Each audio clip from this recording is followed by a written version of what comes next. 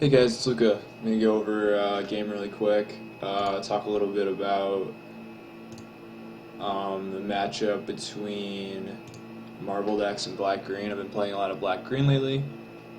I think last season too, when Black Green became the best deck in the format, Marble came out as kind of a counter to that.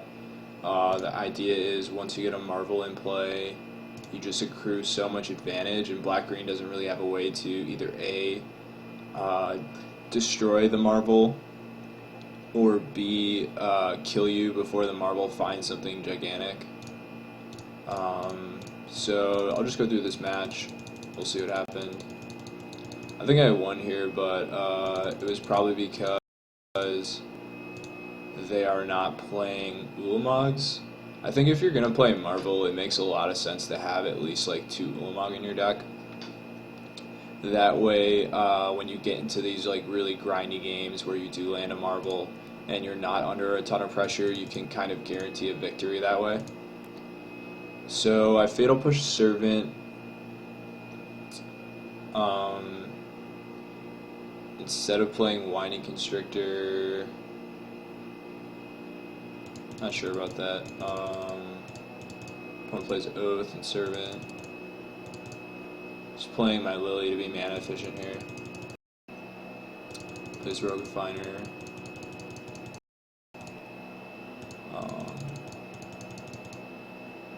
Okay. Yeah, so I guess if I am a little bit slower with playing my Snake. Okay, so this is really what I'm talking about. So you're playing Black Green, your opponent lands Marvel. I'm assuming their deck is just full of like Rogue Refiners and Whirler Virtuosos, and like there's no Puzzle Knot anymore. So that gives you a little bit less inevitability, but there's just so many cards that give energy that he's going to be able to use his Marvel forever for the rest of the game. So his first Marvel hits a Johnny, so yeah. There's really no way to win a game like this, right? So this is what I mean when I say that I think Marvel is just like really good against Black Green. My opponent doesn't really play well from here, but you can imagine like there's just going to be too much card advantage for me to push through game one. I did notice that Ben Rubin in the Grand Prix played main deck Natural Obsolescence, so maybe that's kind of a way you could fight this strategy. I'm thinking about maybe trying to design a Marvel deck that can beat both vehicles and Black Green and be weak against Saheeli, obviously. You're just not good against counter spells when you're playing a Marvel deck because they can counter your Marvel basically. And you're also not great against an infinite combo when you're just trying to like grind out card advantage in a long game.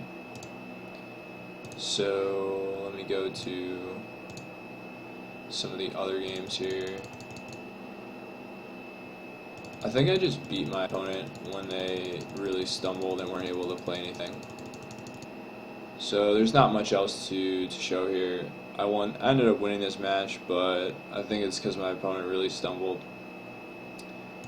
So yeah, there's not too much more to talk about. It's basically just I think playing a Marvel against Black Green is like a really easy way to win, and in general Marvel is kind of a strong strategy because you have some number of games where you just play like turn 2 energy card, turn 3 energy card, turn 4 Marvel, activate, hit Ulamog, and you just can beat any deck like that, any deck that's not playing counter spells. So yeah, I think the metagame's gotten to a point, especially online, where there's just probably more than half of the field is Black Green. I think Black Green's like, if it's not the best deck, it's the second best deck. If it's not the best deck, Saheeli is probably the best deck, like in a vacuum in terms of power level. And Black Green is playing, a reasonably powerful deck itself, and then it also has some nice ways to interact with Saheeli, like blocking Ballista.